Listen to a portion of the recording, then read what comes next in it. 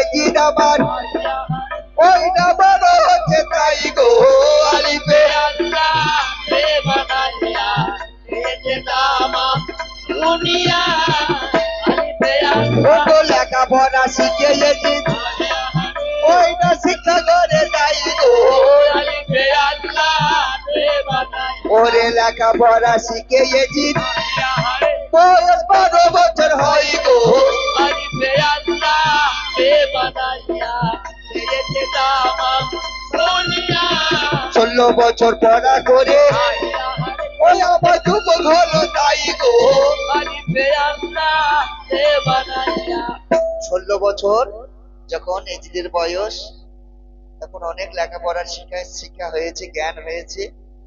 এজিদের মনের বাসনা হয় লেখাপড়া ছেড়ে এবার যাব শিকার বাহানাই গো আলিফে আল্লাহ রে বানাইয়া আরে শিকারেতে যাব আমি আইয়া হারে যাব প্রচার বাহানাই গো আলিফে আল্লাহ রে বানাইয়া এজিদ বলছে আমি আর লেখাপড়া শিখবো না, এবার আমার নিজেকে প্রচার করার জন্য আমি শিকারে যাব, নিজেকে প্রচার করব।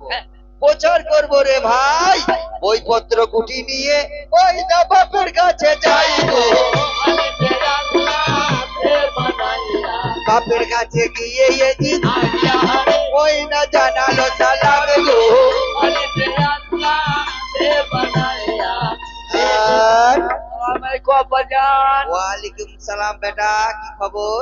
আব্বাজান বলো বাবা। আমি আর লেখাপড়া করবো না আব্বা, লেখাপড়া করবে না, তুমি কি করবে? আমি শিকার বানাই যাবো। তুমি শিকার বাহানায় যাবে? হ্যাঁ। ও বাবা এজিদ, তুমি একটা ছেলে মাত্র, হ্যাঁ। তুমি আমার চোখের মনে, তুমি আমার পিপাসার পানি, পানি তোমাকে এক নজর না দেখতে পেলে আমি হয়ে যাব, মরে যাব বাবা।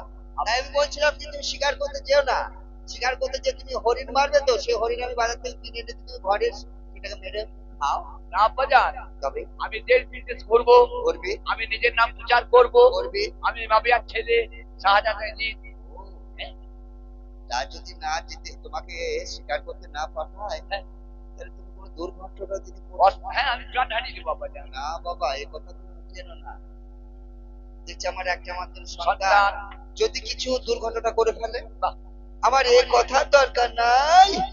ওমারওয়ান, বলো আমার ছেলেকে নয়ে যাও গো শিকার বাহানাই গো আলিফে আল্লাহ রে বানাইয়া এজিদ আমার শিকার করতে আইয়া হারে ওই না ঘোড়ায় সাওয়ার হয় গো আলিফে আল্লাহ রে বানাইয়া এজিদ আর মানর মিলে আইয়া হারে যাচ্ছে শিকার বাহানাই গো আলিফে আল্লাহ রে বানাইয়া আরে মারে ঘোড়া ছুটে ঘোড়া আইয়া হারে ওই না রাহা বিছে যাই গো আলিফে আল্লাহ রে বানাইয়া ঘোড়াকে চাবুক মারে, ঘোড়া ছুটছে রাস্তায়, বাহ, মাঝ রাস্তায় রে ভাই এজিদকে বড় পিপাসা ওই না লেগে গেছে ভাই গো আলিফে আল্লাহ রে বানাইয়া ওরে পিপাসায় জ্বালায় এজিদ আইয়া হারে ঘোড়াতে বন্ধ করে নাই গো আলিফে আল্লাহ রে বানাইয়া এত পিপাসা লেগে গেছে এজিদ আর ঘোড়ার উপরে বসতে পারছে না।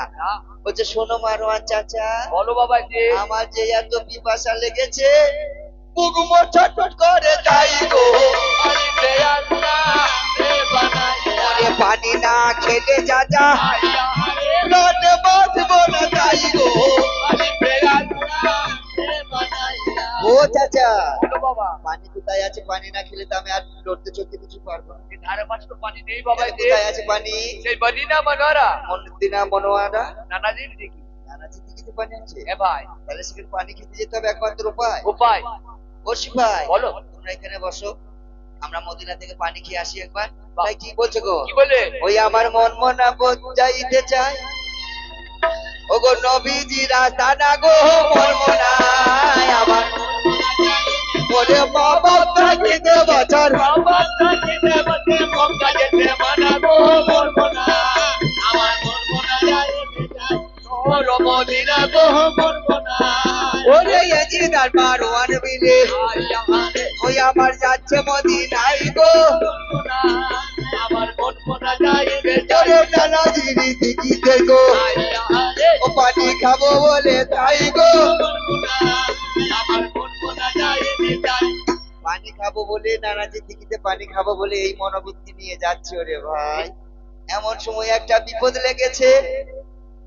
ওই মদিনা শহরে আব্দুল জব্বারের স্ত্রী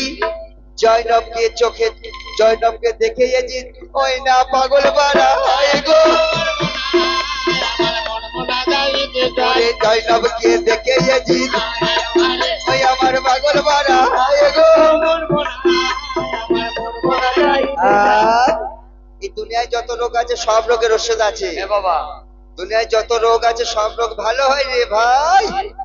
বড় সব থেকে খারাপ রোগ, কোন পুরুষের যদি কোনো মেয়ের সাথে চোখে চোখ পড়ে যায়, এ রোগে ভালো হবার নাই গো। শুনো গো মারওয়ান চাচা, প্রাণে বাজবো না তাই গো। ও মারওয়ান চাচা,